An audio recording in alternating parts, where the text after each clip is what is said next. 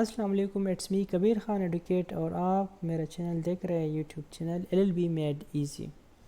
آج ہم سیکشن 19 سے سٹارٹ کرتے ہیں، power to award compensation in certain cases. ایسے کچھ خاص کیسز ہے جس میں کمپنسیشن یا معاوضہ دیا جاتا ہے۔ Section 19، any person suing for the specific performance of a contract may also ask for compensation for its breach, either in addition to or in substitution for such performance۔ کوئی بھی شخص جو کہ اسپیسیفک پرفارمنس آف کانٹریکٹ کے لیے مقدمہ کرتا ہے، swing for the specific performance of a contract, یہ اس کی ڈسکریشن ہے، اگر وہ چاہے تو اس کانٹریکٹ کے بریچ یا خلاف ورزی کے عوض معاوضہ بھی طلب کر سکتا ہے۔ میں also ask for compensation for its breach, contract breach ہوئی ہے، اس کی خلاف ورزی کے عوض کمپنسیشن طلب کر سکتا ہے، either in addition to or in substitution for such performance، اور یہ معاوضہ یا وہ اسپیسیفک پرفارمنس کے ساتھ مانگ سکتا ہے، either in addition مطلب کہ اسپیسیفک پرفارمنس بھی مانگ رہا ہے اور کمپنسیشن بھی مانگ رہا ہے ساتھ ساتھ، اور in substitution for such performance، یا وہ اسپیسیفک پرفارمنس نہیں مانگ رہا، وہ اس کے بدلے اس کی عوض وہ کمپنسیشن مانگ رہا ہے، تو یہ اس کی ڈسکریشن ہے۔ دوسرے الفاظ میں وہ معاوضہ اور اسپیسیفک پرفارمنس دونوں ایک ساتھ مانگ سکتے ہیں، یا وہ صرف معاوضہ مانگ سکتا ہے اگر اسپیسیفک پرفارمنس کو نہیں چاہیے۔ مطلب وہ کہتا ہے کہ مجھے معاوضہ بھی دے دیا جائے اور اسپیسیفک پرفارمنس معاہدے کی بھی چاہتا ہو، تو یہ ایڈیشن میں ہو گئی۔ یا وہ یہ کہہ سکتا ہے کہ مجھے اسپیسیفک پرفارمنس معاہدے کی نہیں چاہیے، مجھے بس معاوضہ چاہیے، تو یہ سبسٹیٹیوشن ہو گئی۔ کون سی صورت میں؟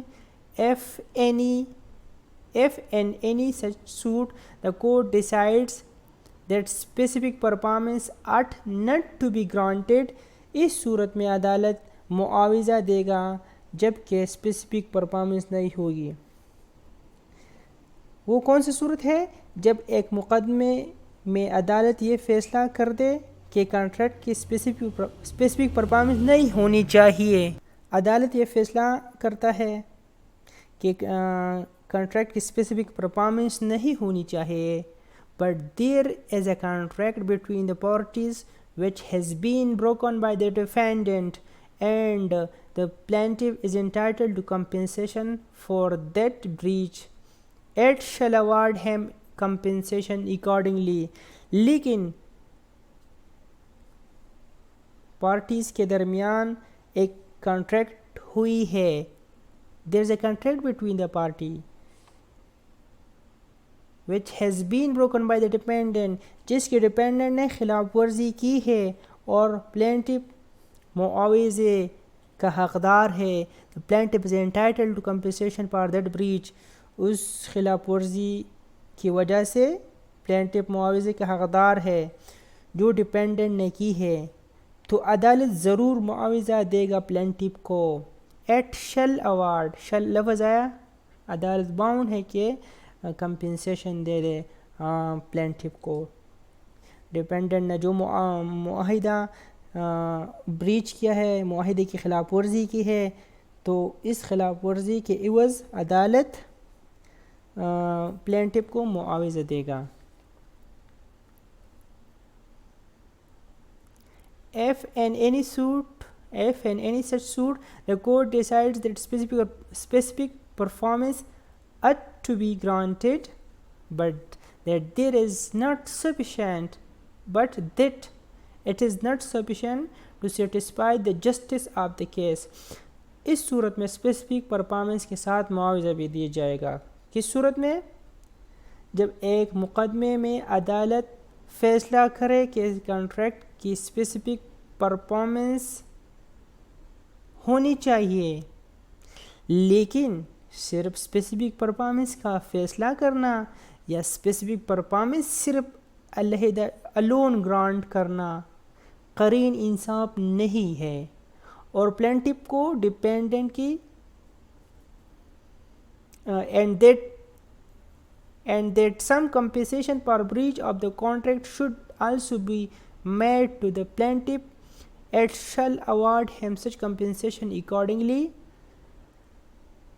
اور پلینٹف کو ڈیپینڈنٹ کی کانٹریکٹ کی خلاف ورزی کی عوض کچھ معاوضہ دیا جائے تو اس صورت میں عدالت پلینٹف کو معاوضہ بھی ادا کرے گا، اسپیسیفک پرفارمنس بھی آرڈر کرے گا، اس کے ساتھ پلینٹف کو معاوضہ بھی دے گا۔ عدالت اسپیسیفک پرفارمنس بھی آرڈر کرے گا پلس کمپنسیشن کا آرڈر بھی دے سکتا ہے۔ کمپنسیشن دے گا، شل لفظ آیا ہے، شل مینڈیٹری ہے، میں ڈسکریشن ہے، شل کا اکثر مطلب یہ مینڈیٹری مطلب یہ لازم ہونی چاہیے۔ Compensation awarded under this section may be assessed in such manner as the court may direct. عدالت جس طرح چاہے کمپنسیشن کو اوارڈ کرنے کا اندازہ لگا سکتا ہے، مطلب کہ عدالت اندازہ لگائے گا کہ پلینٹف کو کتنا معاوضہ دینا چاہیے۔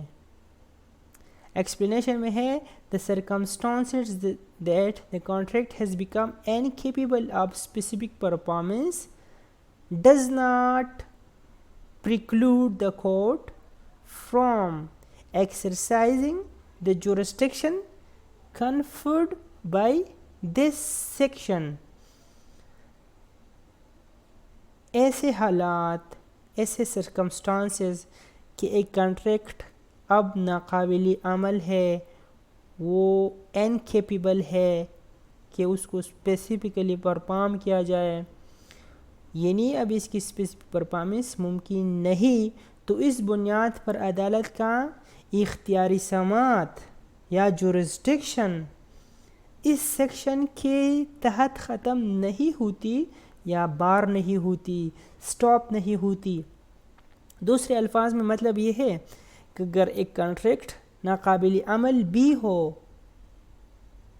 ٹھیک ہے، وہ ناقابل عمل بھی ہو جائے، تب بھی اس سیکشن کے تحت عدالت اس مقدمے کو سن سکتا ہے، اور عدالت اس سیکشن کے تحت اپنے جورسڈکشن استعمال کر سکتا ہے، جیسا کہ ہم نے اوپر بیان کیا ہے کہ اگر انفورسیبل کانٹریکٹ نہیں ہے تو عدالت معاوضہ دے سکتا ہے۔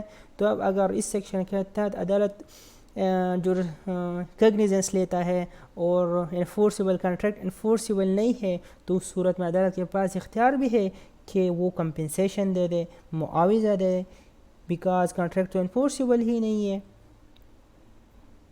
اس ایکسپلینیشن کے مطابق جو امپاسبلٹی ارائز ہو رہی ہے جس کی وجہ سے معاہدہ ناقابل عمل ہو جاتا ہے، تو یہ ایک فریق کی غفلت یا غلطی کی وجہ سے ہوتا ہے۔